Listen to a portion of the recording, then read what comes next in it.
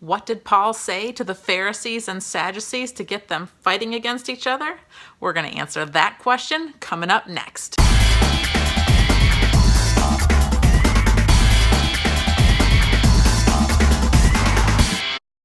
Hey everyone, I'm Dana with Wisdom Calls, helping you to understand the Bible better so that you can have a better relationship with God.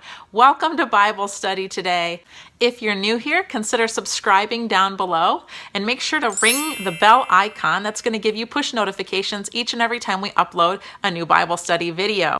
We've been studying the book of Acts one chapter at a time, and today we're going to be studying Acts chapter 23. Very soon I'm going to be revealing to you guys what is the next book of the Bible that we're going to be studying together. But before I do, you guys have a chance to play a little game with me. So before we announce what is the next exciting book of the Bible that we're going to be studying together, you guys have a chance to go ahead and guess as to which book of the Bible you think that we're going to be studying together. So why don't you go ahead and put your guesses down in the comment section below. To get to the comment section, you're just going to scroll down below all of the featured videos that are listed right below this one, and at the bottom of that will be a comment section so you guys can guess as to which is the next book of the Bible we're going to be studying together.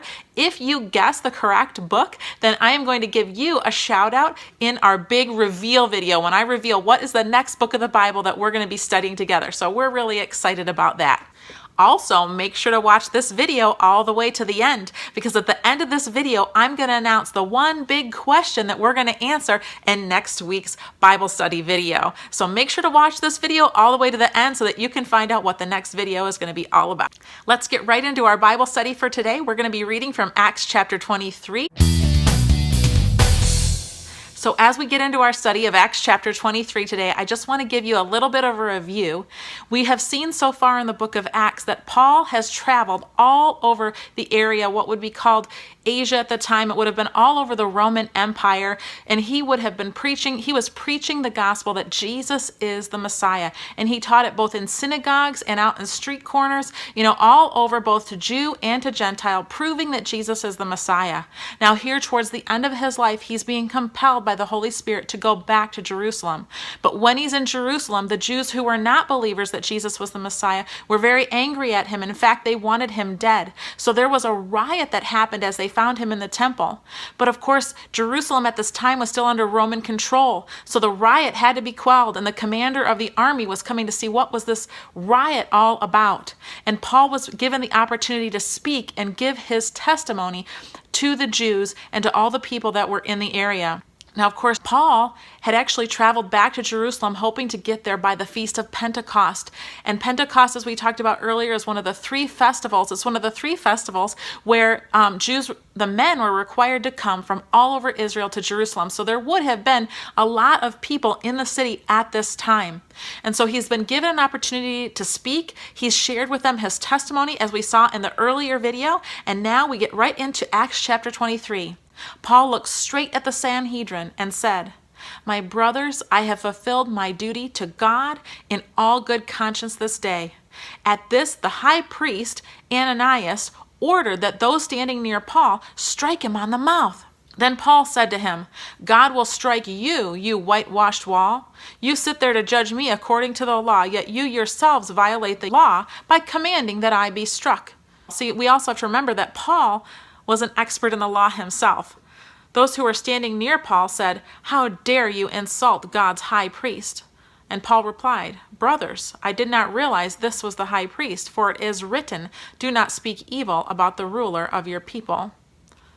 Then Paul, knowing that some of them were Sadducees and others Pharisees, called out to the Sanhedrin, "My brothers, I am a Pharisee, descended from Pharisees, and I stand on trial because of the hope of the resurrection of the dead." So in this group, there were two different groups of people, two different sects of Judaism, the Pharisees and the Sadducees. Now, the Pharisees believed that there was a resurrection and that there is a resurrection of the dead. In other words, at the end of days, when Messiah comes, there will be a resurrection of the dead. The Sadducees did not believe that. And so because Paul believes in the resurrection of the dead, because he believes in the resurrection of Messiah and that we will be resurrected, he's saying, this is my belief. It's because of my belief in what the Pharisees believe in that I am on trial before you. That's why I'm being held before you. Now, just to let you know, the Sanhedrin is the other group of people that's mentioned here. So he is calling out to the Sanhedrin. Now, the Sanhedrin would have been the ruling class. So they would have been the ones who would have decided matters of the law within Jewish tradition. So the Sanhedrin were kind of like the ones who would decide the matter. They would decide the dispute.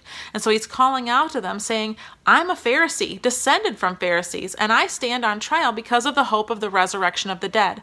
So he says, look, this is what we have in common. I'm just like you guys, and they're coming after me because I believe in the resurrection of the dead.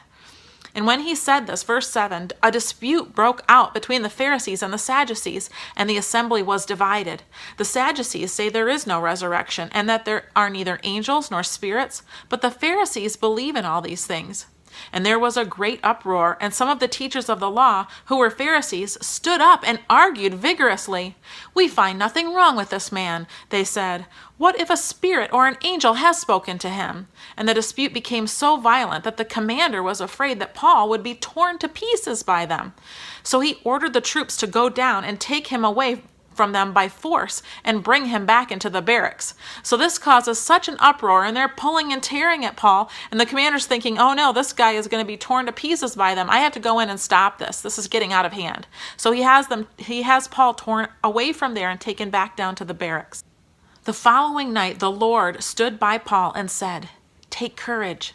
As you have testified about me in Jerusalem, so you will testify about me in Rome. The next morning, some of the Jews formed a conspiracy and bound themselves by an oath not to eat or drink until they had killed Paul. So they had promised together, kind of made a pact together, that we are not going to eat food, we are not going to drink water, or maybe it was just drinking wine. Maybe they were allowed to drink water. But anyways, they weren't going to have food or drink until they had killed Paul. That was their goal. More than 40 men were involved in this plot. And they went to the chief priests and the elders and said, we have taken a solemn oath not to eat anything until we have killed Paul. Now then, you and the Sanhedrin petition the commander to bring him before you on the pretext of wanting more accurate information on his case. And we are ready to kill him before he gets here. So you see this plot that goes forth. There's 40 of these men in a mob, and they're ready to grab Paul and to kill him. And they're saying, here's how you're going to do it. You're going to talk to the commander, and you're going to tell him, hey, bring him on down here. We need to question him a little more thoroughly and find out what's going on with this case. And while he's on the way to coming to you, that's when we're going to take him, and that's when we're going to kill him. But when the son of Paul's sister heard of this plot, he went to the barracks and told Paul. So Paul's nephew catches wind of this, and he is going to let everyone know. So he lets Paul know. Then Paul called one of the centurions and said, take this young man to the commander. He has something to tell him. So he took him to the commander. The centurion said, Paul the prisoner sent for me and asked me to bring this young man to you because he has something to tell you.